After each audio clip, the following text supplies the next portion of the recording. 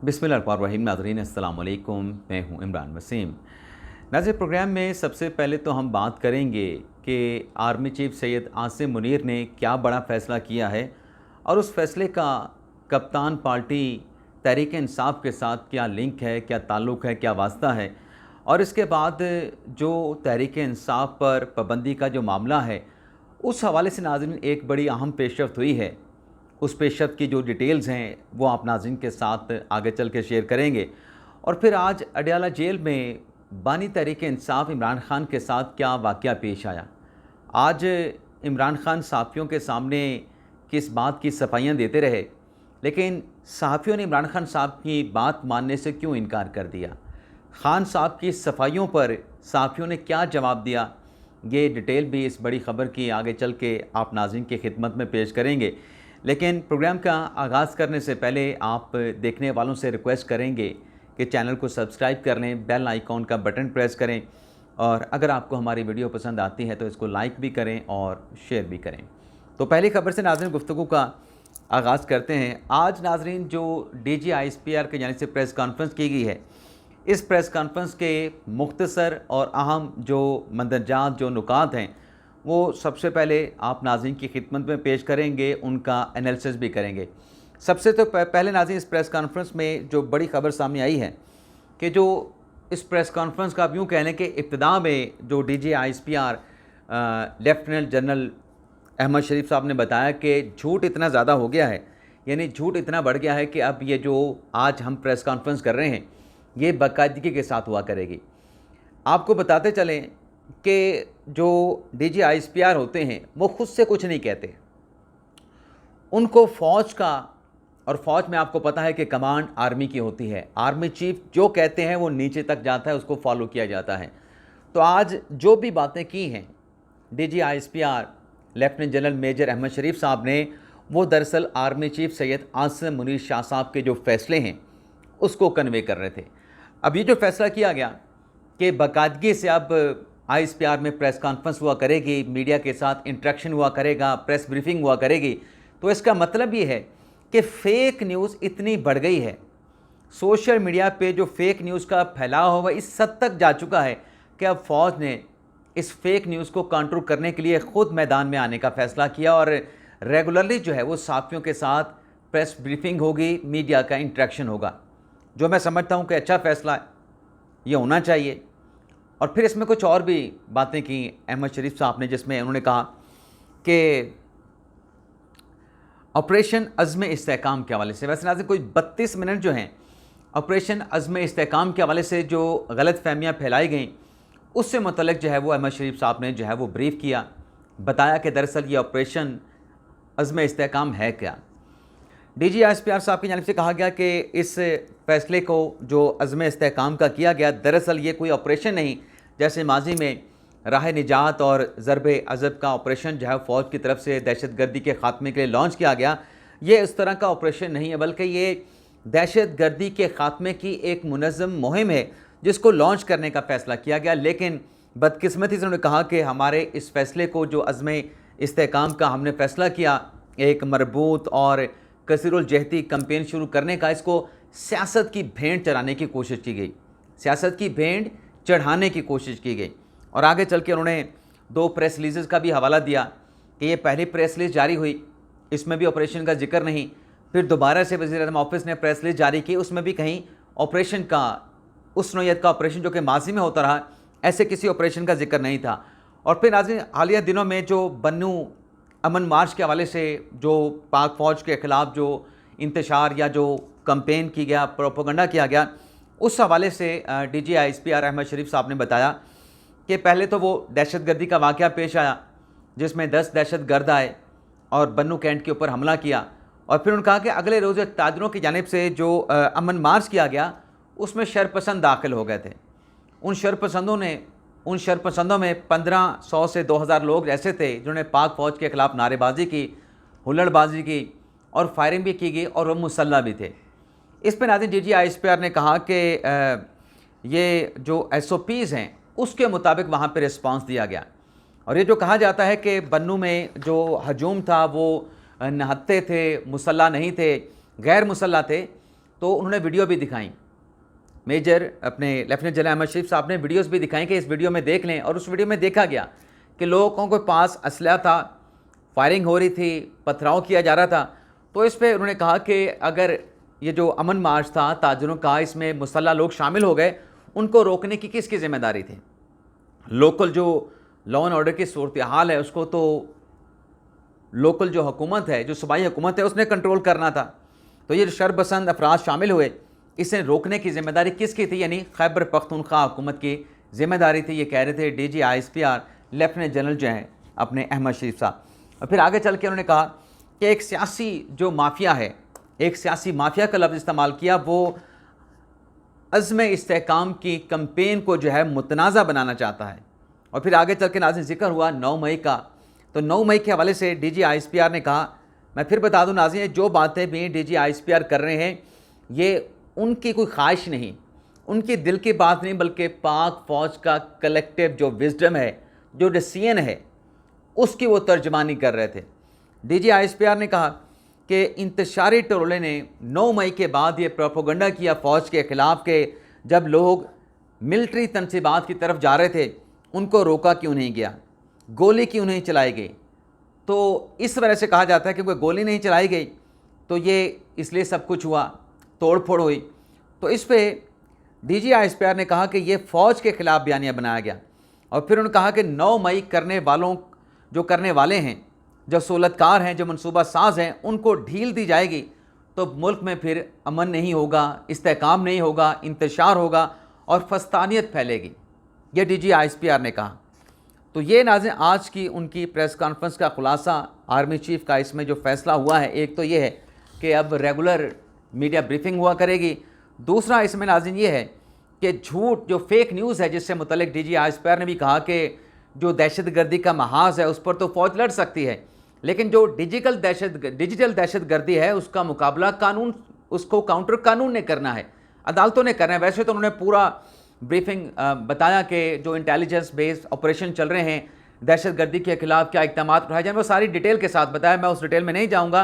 लेकिन ये ज़रूर है कि आज की इस प्रेस कॉन्फ्रेंस के बाद जो डिजिटल दहशतगर्दी है, जो कहा जाता है कि इससे भी मुल्क की सालमियत और सलामती को नुकसान पहुँच रहा है, तो उसको भी जो है अब बड़े माइन्यूटली जो है वो रियासती इदारों की जानिब से देखा जाएगा। जो अगर ISPR ख़ुद आके कह रहा है कि अब रेगुलर ये प्रेस कॉन्फ्रेंस हुआ करेगी, तो इसका मतलब ये है कि अब फेक न्यूज़ के हवाले से किसी किस्म का कंपैरिजन, किसी किस्म का समझौता नहीं होगा। बल्कि DG ISPR ने यह भी कहा कि जो आज़ादी राय है, इसमें जो फेक न्यूज़ फैलाने वाले हैं, बजाय इसके कि उनको काबिल एहतसाब किया जाए, उनकी अकाउंटेबिलिटी की जाए, अगर उनके खिलाफ कोई बात होती तो उनको हीरो बना के पेश किया जाता है। ये नाज़रीन बात बहुत हद तक दुरुस्त भी है, हमने कई मिसालें देखी हैं। लेकिन माफ़ी चाहते हैं, उसके बाद होता क्या है वो भी हम देखते हैं। इसके अलावा नाज़रीन एक और अहम ख़बर है नाज़रीन, वो ये है कि जो मैंने PTI पर पाबंदी के हवाले से बात की, नाज़रीन एक अलामिया जारी किया गया है वज़ारत दाखिला की तरफ से, वज़ारत दाखिला के तर्जमान की तरफ से।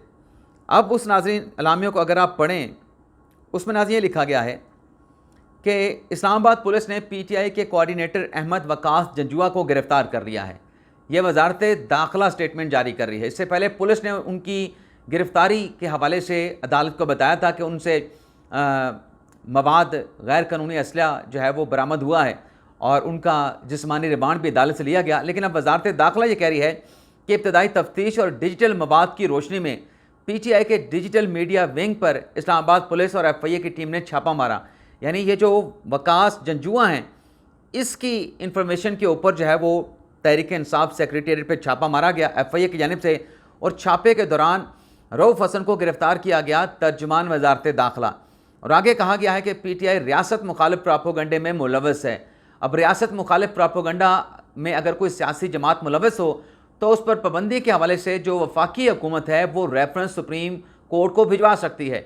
यही ऐलान मखसूस नशिस्तों के फैसले के बाद हुकूमत की जानिब से किया गया था और कल इस हवाले से वफाकी काबीना का इजलास भी होना था जिसमें PTI पर पाबंदी और आर्टिकल 6 के मुकदमे के हवाले से गौर व खौज होना था। लेकिन ये कल होने वाला इजलास जो है ये तो मुलतवी कर दिया गया है, मौखर कर दिया गया है। लेकिन वज़ारत दाखिला ने एलामिया जारी करना उनकी तरफ से कि PTI रियासत मुखालिफ प्रोपोगंडे में मुलव्वस है और इस हवाले से JIT तश्कील दी जा रही है। तो नाज़रीन इसका मतलब ये है कि ये जो JIT होगी, किसी ऑफिसर को इस JIT का सरबराह बनाया जाएगा और इसमें मुख्तलिफ इदारों के आला अफसरान को शामिल किया जाएगा और फिर ये तहकीकात करेगी तहरीक इंसाफ की रियासत मुखालिफ प्रोपेगेंडे की, और वो जो रिपोर्ट सामने आएगी इस JIT की, उसको वफाकी काबीना में टेबल किया जाएगा और फिर वफाकी काबीना उस रिपोर्ट का जायज़ा लेने के बाद उसमें सब्सटेंस अगर आता है, मैं तो क्योंकि सहाफ़ी हूँ, मैं तो ये नहीं कहूँगा कि लाजमी उसमें सब्सटेंस आएगा, उसमें सब्सटेंस आता है तो फिर PTI पर पाबंदी के डिक्लेरेशन के लिए जो मामला है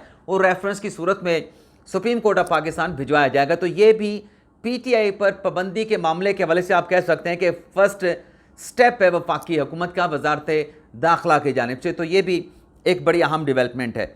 इसके अलावा नाज़रीन आ जाते हैं कि आज इमरान खान साहब के साथ अडयाला जेल में क्या हुआ है।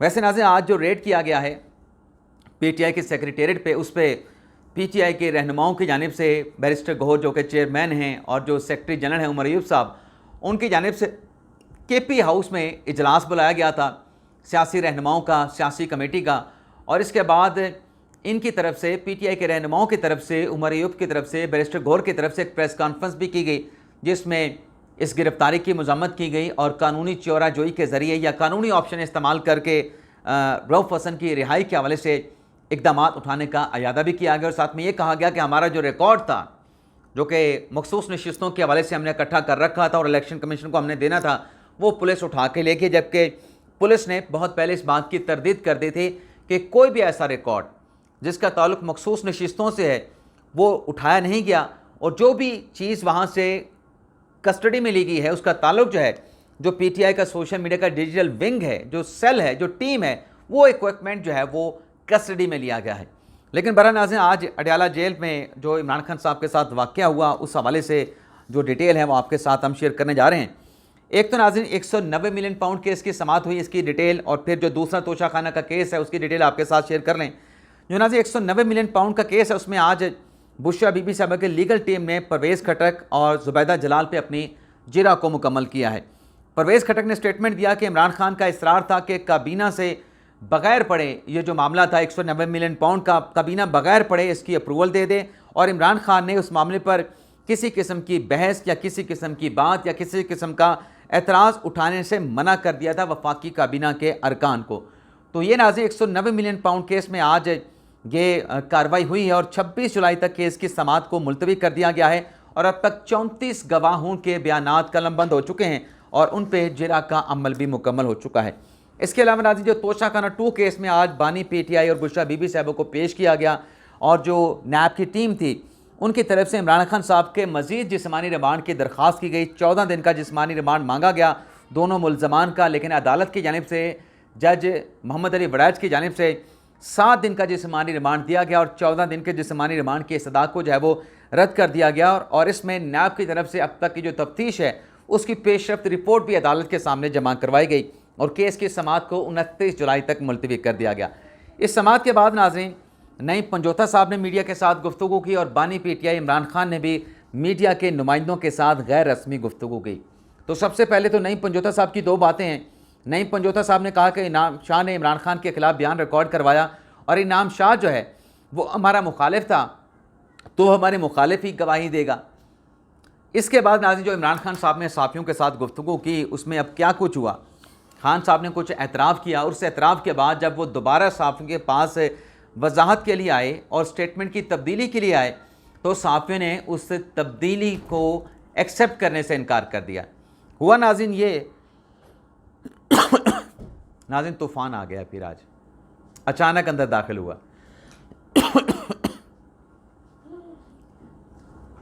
देख के उधर चला गया, अली साहब हैं। इमरान खान साहब ने नाज़रीन एक तो कहा कि मैंने 14 मार्च को श्योरिटी बॉन्ड दे दिया था कि मैं जुडिशल कॉम्प्लेक्स इस्लामाबाद में पेश हो जाऊंगा, लेकिन फिर मेरे ऊपर 18 मार्च को हमला हुआ तो मैंने जनरल फैसल नसीर का नाम लिया। नाज़रीन कब की इमरान खान साहब बात कर रहे हैं नाज़रीन? क्यों तंग कर रहे हो मुझे? मैंने दरवाज़ा बंद करके रखा हुआ था, आप फिर अंदर आ गए हो। धक्का मार के क्यों आए हो? अच्छा मुझे वीडियो बनाने दो, मुझे वीडियो बनाने दो, ठीक हो? इमरान खान साहब ने कहा कि 18 मार्च को मेरे ऊपर हमला हुआ, हालांकि 18 मार्च को क्या हुआ था, जुडिशल कम्प्लेक्स के ऊपर हमला हुआ था, वहाँ पे तोड़ फोड़ की गई थी। लेकिन खान साहब कहते हैं कि जनरल फैसल नसीर का मैंने इस हमले के हवाले से नाम लिया था। और फिर वो कहते हैं, इमरान खान साहब एतराफ़ करते हैं कि मैं जब लाहौर से निकला था तो मैंने अपने कारकुनान को कहा था, अपने लोगों को कहा था कि अगर मुझे गिरफ़्तार किया गया तो आपने GHQ पे जो है वो जाके आपने एहतजाज करना है। अच्छा, ये इमरान खान साहब ने स्टेटमेंट दिया कि मैंने खुद कहा कि मेरी गिरफ़्तारी पे आपने जनरल हेडक्वार्टर यानी पाक फ़ौज का जो हेडक्वार्टर है वहाँ पे जाके आपने एहतजाज करना है।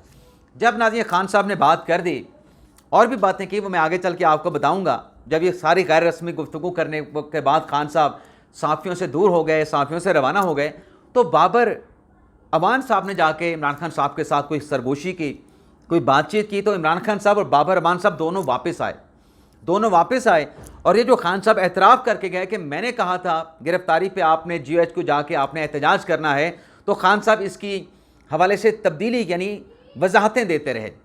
और वजाहतें इस तरीके से कि वो ऐसे सहाफ़ियों को लग रहा था कि यहाँ पे हमें ये कहा जा रहा है, हमसे दरख्वास्त की जा रही है कि जो पहले हमने नोट किया है उसको चेंज कर दें, और अब ये जो हम नई बात कर रहे हैं इमरान खान साहब के GHQ के स्टेटमेंट के हवाले से, इसको आप शामिल करने पहले वाली बात निकाल दें।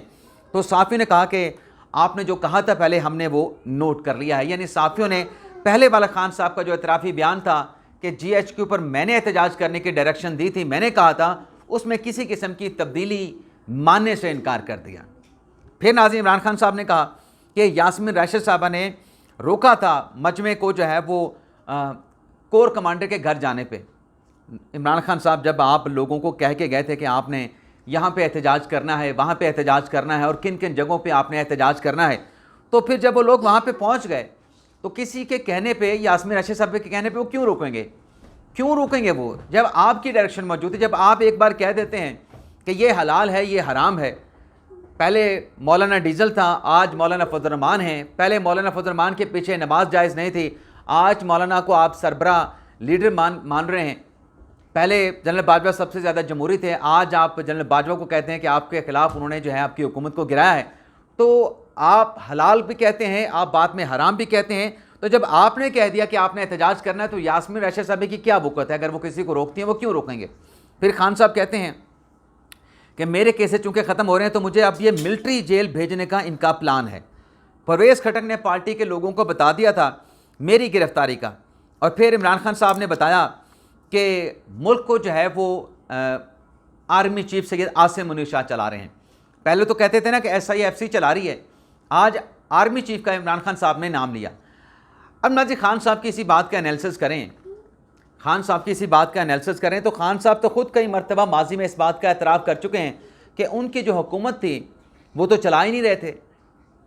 वो तो बंदे भी लेजिस्लेशन के लिए, एतमाद के वोट के लिए, आइनी तरमीम हो, कानून पास कराना हो, और उसके साथ साथ अगर आपने बजट पास कराना है तो आपके लोग जो है वो एजेंसी वाले पूरा करते थे। किस तरीके से पूरा करते थे, उनको कहाँ पे रखा जाता था, किन जगहों पे बंद किया जाता था, आप खुद एतराफ़ कर चुके हैं। तो किसी पे इल्ज़ाम लगाने से पहले अपना गिरबान भी देखें कि आपने हुकूमत कैसे चलाई।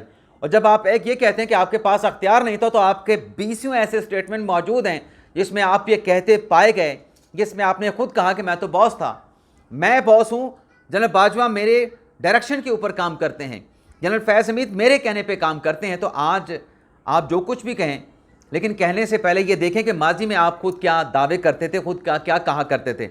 और फिर इमरान खान साहब ने कहा कि नवाज शरीफ और आर्मी चीफ ने लंदन में मुलाकात करके मुझे दीवार से लगाने का फ़ैसला किया। अब इमरान खान साहब के हवाले से जो बातें सामने आई हैं उसमें मुबैना तौर पे तो नवाज शरीफ को दीवार से लगाने के लिए खान साहब ने लंदन प्लान में शामिल हुए थे 2014 में, जब तहरुल कादरी साहब मुबैना तौर पे लंदन आए थे। बल्कि उसके तो कई किरदार रिकॉर्ड पे आ चुके हैं। मुबश्शिर लुकमान साहब ने स्टेटमेंट दिया कि उस खाने का बिल मैंने दिया था। तो जो कुछ आप करते रहे, आपको लगता है कि आपके खिलाफ लोगों ने भी वही किया।